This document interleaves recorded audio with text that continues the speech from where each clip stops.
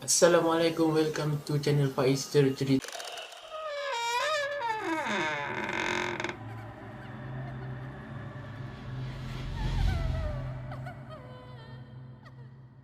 Apa yang aku nak kongsikan, nak ceritakan kepada korang dalam video kali ini berkaitan dengan satu kisah seram yang terjadi kepada seseorang ni yang pekerjaannya sebagai DJ radio pada tahun 90-an lagi.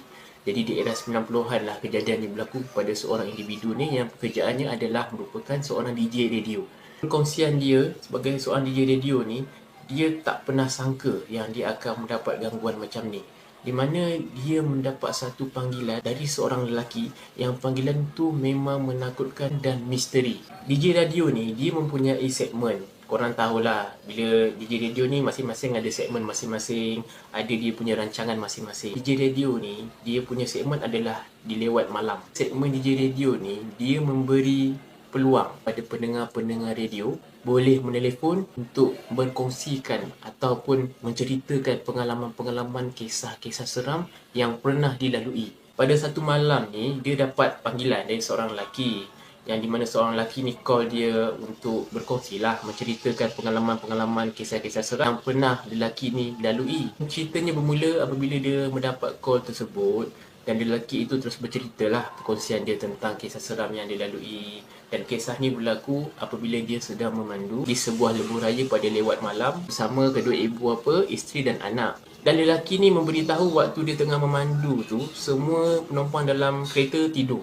Ibu bapa dia tidur, isteri dia tidur, anak dia tidur. Disebabkan itu dia rasa mengantuk lah. Yelah, mungkin perjalanan agak jauh, jadi dia rasa ngantuk, dia rasa memang sangat letih. Tiba-tiba dia ternampak satu lori datang dari arah hadapan, tetapi dari jalan yang bertentangan lah. Lori tu melepasi dia dengan laju sebelum dia sempat menghadap apa yang berlaku. Dan pada masa yang sama, perkara ni berulang. Tak lama kemudian dia berubah sikit, di mana lori tu muncul dari arah belakang dia pula. Kalau tadi dia terkena lori tu dari arah yang bertentangan, tapi lori ni dari arah belakang dia pula. Seakan-akan lori ni macam mengejar dia. Lelaki ni pula dia tak nak rasa panik. Dia tak nak ada menimbulkan satu rasa yang tidak selesa kan. Dia pun memecut laju sikit lah kenderaan dia. Apabila dia sampai ke atas bukit, tiba-tiba dia ternampak sebuah kenderaan menghala ke arah dia. Waktu dia tengah lari daripada lori tu, dengan cara dia tak perasan, ada satu kenderaan ni depan dia, menghala ke depan dia.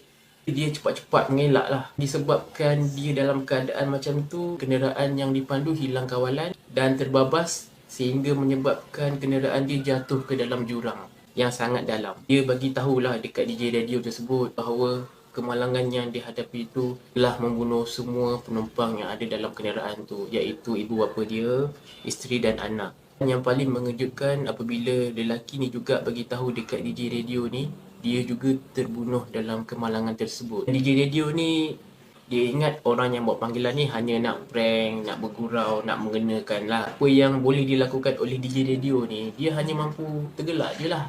Sebab dia ingatkan panggilan ni satu panggilan gurauan. Selepas beberapa hari tu, ada akhbar, ada keluar dalam surat khabar lah, di mana tentang kisah kemalangan yang berlaku pada yang buat panggilan ni. Kisah dia ni betul-betul di halaman muka hadapan. Dekat surat khabar, kalau korang tengok surat khabar kan ada halaman utama kan.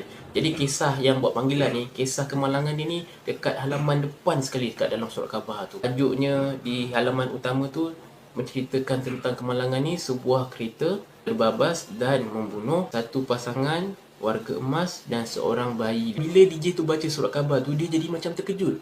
Perasaan dia rasa sangat macam terperanjat lah.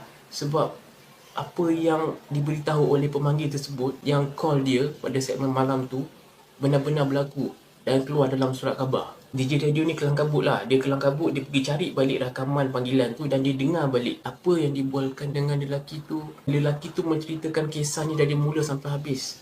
Tapi yang memeranjatkan dia dan pada aku sangat-sangat menakutkan apabila dia dengar balik, tak ada apa-apa yang dibualkan. Rakaman tu sunyi, sepi. Memang tak dengar apa-apa suara. Sedangkan malam tersebut, lelaki tu call menceritakan kisah ni memang direkodkan, tapi bila dengar balik, tak ada apa-apa suara yang keluar. Memang sunyi, sepi. Itulah kejadian seram dan misteri yang menimpa seorang DJ radio ni, yang kejadian ni berlaku di era tahun 90-an. Untuk aku sendiri mungkin aku, mungkin terpaksa berhenti kerja sekejap. Sebab aku tak mampulah nak hadapi perkara seram dan mistik macam ni. Itu sahajalah yang dapat aku kongsikan kepada korang tentang satu kisah pengalaman seseorang sebagai seorang DJ radio yang berlaku kisah ni kepada dia. Itulah kisah seram misteri yang aku nak kongsikan kepada korang dalam video kali ni. Aku harap kalau korang pernah tahu tentang kisah ni, kalau korang ada detail lebih panjang, korang boleh share dekat ruangan komen. Jadi aku harap korang jangan lupa untuk subscribe, like dan share, dan juga jangan lupa untuk tengok video-video yang lain tau. Assalamualaikum.